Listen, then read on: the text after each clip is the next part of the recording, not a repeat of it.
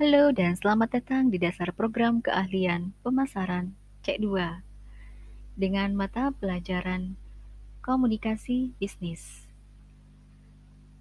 Simak dan pahami materi ini dengan baik. Assalamualaikum warahmatullahi wabarakatuh. Pagi semuanya. Pada kesempatan kali ini kita akan mempelajari tentang materi komunikasi bisnis. Tahukah kalian apa itu komunikasi bisnis? Komunikasi bisnis adalah komunikasi yang digunakan dalam dunia bisnis yang mencakup berbagai macam bentuk komunikasi, baik komunikasi verbal maupun komunikasi non-verbal, untuk mencapai tujuan tertentu. Komunikasi verbal dan komunikasi non-verbal termasuk pada jenis-jenis komunikasi. Lalu, apa yang dimaksud dengan komunikasi verbal dan non-verbal? Komunikasi verbal adalah komunikasi yang diungkapkan melalui lisan dan tulisan. Komunikasi verbal ini mudah untuk dipahami dan tentunya membutuhkan keterampilan berbahasa yang baik.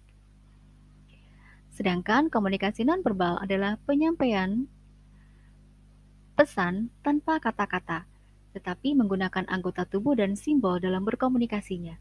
Dengan arti lain, komunikasi non-verbal adalah bentuk komunikasi yang melekat dengan seseorang meskipun tidak berkata-kata. Oke anak-anak, dalam komunikasi verbal dan komunikasi non-verbal, masing-masing komunikasi mempunyai aspek tersendiri yang akan kita bahas. Pertama yaitu aspek komunikasi verbal. Yang pertama yaitu vocabulary atau perbahandaraan kata. Komunikasi tidak akan efektif jika pesan disampaikan tidak dimengerti oleh pihak lain. Oleh karena itu, olah kata menjadi penting dalam berkomunikasi. Yang kedua, yaitu kecepatan atau racing. Komunikasi akan lebih efektif jika kecepatan bicara dapat diatur dengan baik, yaitu tidak terlalu cepat atau terlalu lambat. Yang ketiga, yaitu intonasi suara. Intonasi suara yaitu intonasi yang berkaitan dengan nada atau cara seseorang mengucapkan sebuah kata.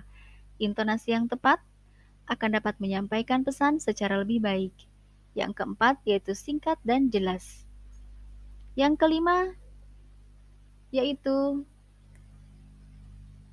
timing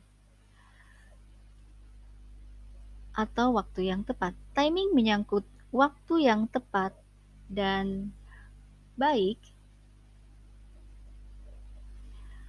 bagi komunikan dalam memperoleh informasi. Timing harus diperhatikan dengan kesempatan pada komunikan untuk bertanya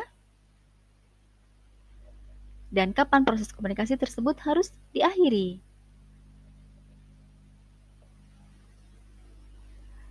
Sedangkan komunikasi nonverbal terdiri dari ekspresi wajah, kontak mata, sentuhan, postur tubuh, dan gaya berjalan, dan gerak isyarat.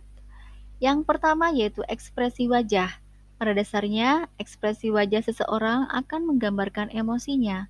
Dalam komunikasi bisnis, ekspresi wajah harus dijaga dengan baik, karena bahasa nonverbal ini dapat dengan mudah terbaca oleh orang yang melihatnya. Misalnya, ekspresi sedih, marah, atau bahagia. Yang kedua yaitu kontak mata. Kontak mata merupakan sinyal yang baik ketika kita memulai percakapan dengan seseorang. Kontak mata adalah bentuk penghargaan dan ketertarikan seseorang terhadap lawan bicaranya. Ketika kita tersenyum dengan tulus, mata kita akan menampilkan kelembutan, keramahan, dan ketulusan. Yang ketiga yaitu sentuhan. Sentuhan adalah bentuk komunikasi personal. Sentuhan dalam komunikasi bisnis dapat dilakukan untuk meminta audiens maju ke depan pada saat presentasi bisnis. Yang keempat, yaitu postur tubuh dan gaya berjalan. Bagi komunikator di bidang bisnis, kita harus mempelajari cara berjalan, duduk, berdiri, dan bergerak dengan luas dan elegan. Yang terakhir dari komunikasi non-verbal yaitu gerak isyarat. Gerak isyarat dapat mempertegas pembicaraan, misalnya menunjuk dengan jari telunjuk atau melambaikan tangan sebagai ganti kata hai atau halo. Selanjutnya, di dalam komunikasi bisnis mempunyai beberapa unsur komunikasi, di antaranya yaitu komunikator, komunikan, pesan, media, umpan balik atau feedback. Oke anak-anak, itulah materi memahami komunikasi bisnis. Dan selanjutnya, sekarang saatnya kuis. Pertanyaannya adalah sebutkan yang termasuk pada unsur-unsur komunikasi. Dan jawabannya bisa diketik pada kolom komentar. Ibu tunggu ya.